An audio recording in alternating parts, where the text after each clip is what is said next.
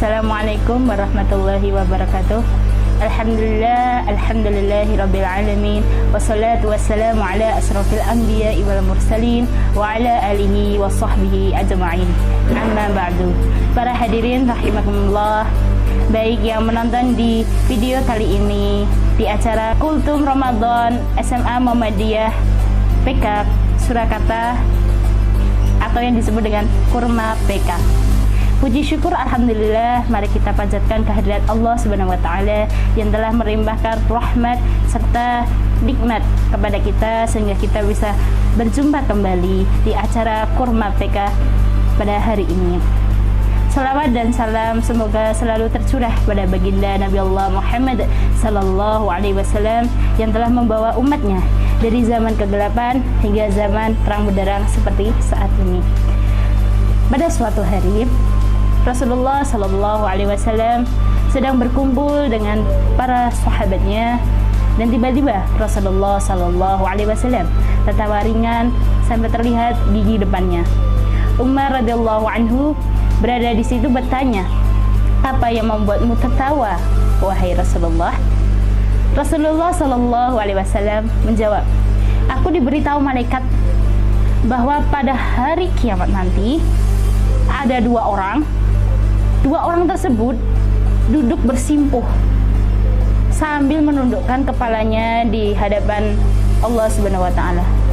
Salah seorang tersebut mengadu kepada Allah Subhanahu wa taala sambil berkata, 'Ya Rabb, ambilkan kebaikan dari orang ini untukku, karena dulu ia pernah berbuat zalim kepadaku.'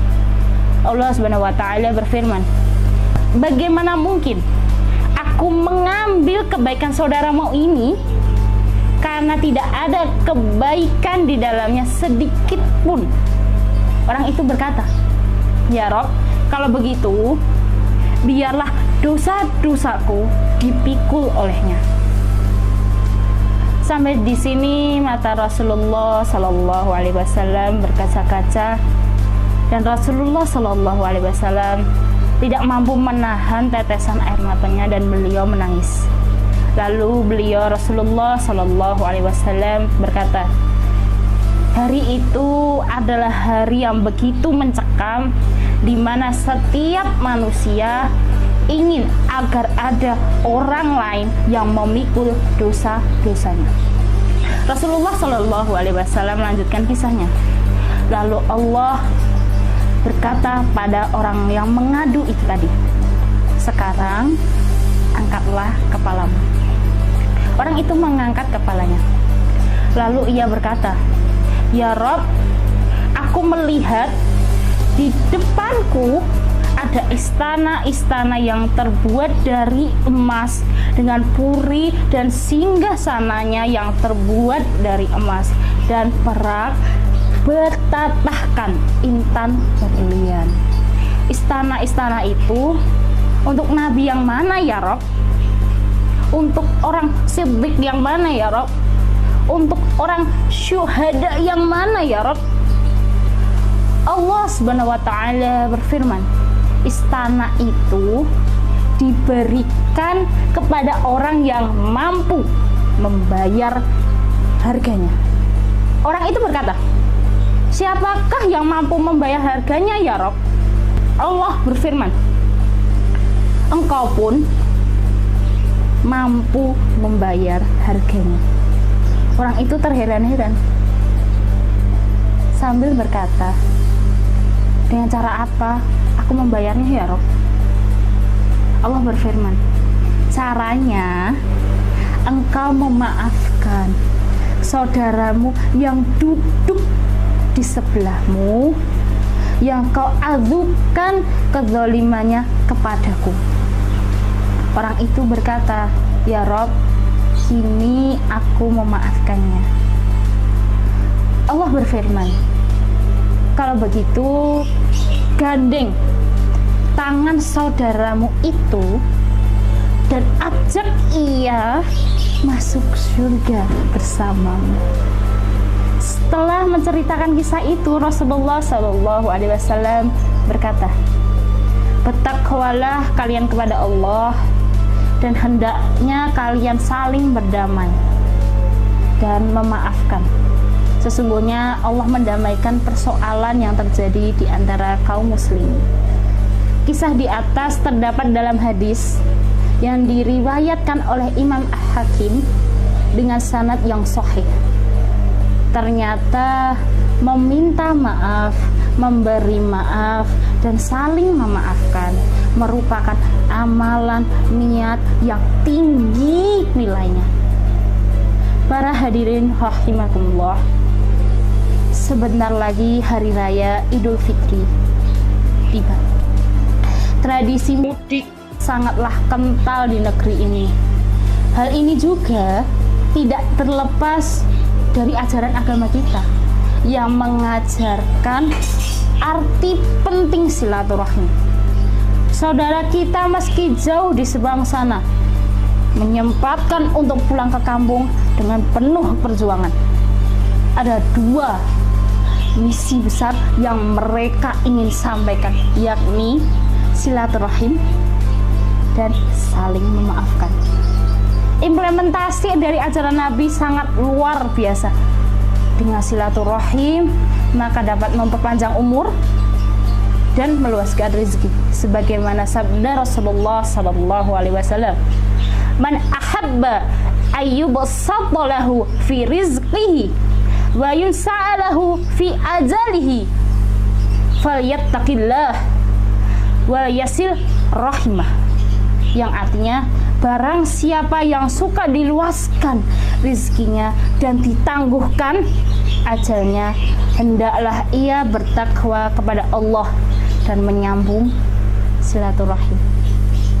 Di dalam Al-Quran juga disebutkan dalam Quran surah Ar-Ra'd ayat 21, A'udzu billahi minasyaitonir rajim. Bismillahirrahmanirrahim.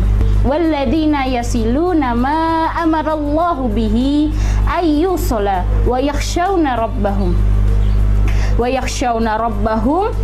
wa yakhafuna su'al hisab. Yang artinya, dan orang-orang yang menghubungkan apa-apa yang Allah perintahkan supaya dihubungkan, dan mereka takut kepada Tuhannya dan takut kepada hisab yang buruk, yaitu mengadakan hubungan silaturahim dan tali persaudaraan. Dari Jubair bin Mut'im radhiyallahu anhu, ia berkata, Rasulullah sallallahu alaihi wasallam bersabda, tidak akan masuk surga bagi orang yang memutus silaturahim. Muttafaqun alaih. Sementara saling memaafkan di antara sesama akan mendapatkan kucuran rahmat dari Allah Subhanahu wa taala dan mendapatkan pahala dan pahala surga dari Allah Subhanahu wa taala, sebagaimana hadis di atas. Allah juga menegaskan di dalam Al-Qur'an, Quran surah Ali Imran ayat 133 sampai 134. A'udzu billahi minasyaitonir rajim. Bismillahirrahmanirrahim.